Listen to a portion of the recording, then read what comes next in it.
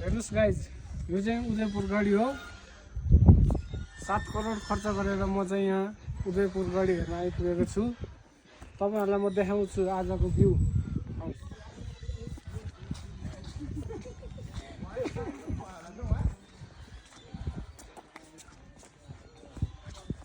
संसारकै अग्लो डाँडाहरू मध्येमा यो एउटा पर्छ। हेर्नुहोस् त, कुनै पनि डाँडा यो नगएको छैन।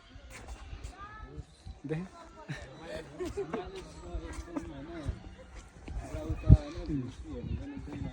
चन्द्र शमशेर भनेर चिनेको छ कि छैन? हजुरहरूलाई म आज चन्द्र शमशेरको बारेमा इतिहास सम्झाउन चाहन्छु। हेर्नु, त्यो घोडामा बस्ने चाहिँ चन्द्र शमशेर हो।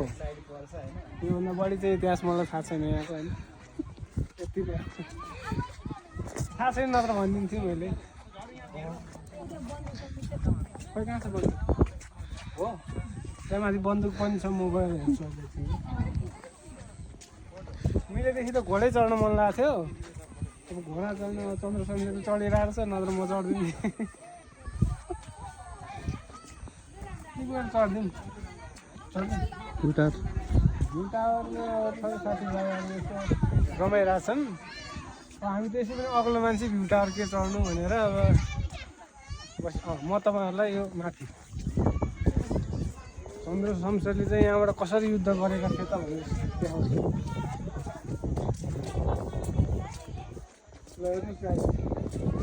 उदयपुर गढी भने यही हो। प्रवेश गर्नु मिल्दो रहेछ। यस्तो तोप रहेछ नि त, होइन?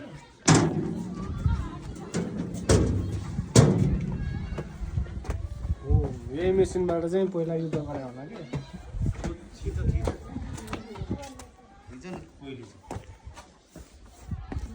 यहाँबाट चाहिँ अवलोकन गरेको थियो होला क्या। भने पहिला त बनाइ नि थिएन होला, त्यस्तो लाग्छ कि, होइन? भनेपछि चन्द्र शमशेरले चाहिँ यहाँबाट यस्तो अवलोकन गरेर दुश्मनलाई चाहिँ पराकाष्ठ गरेर छ। ल, ठिक छ।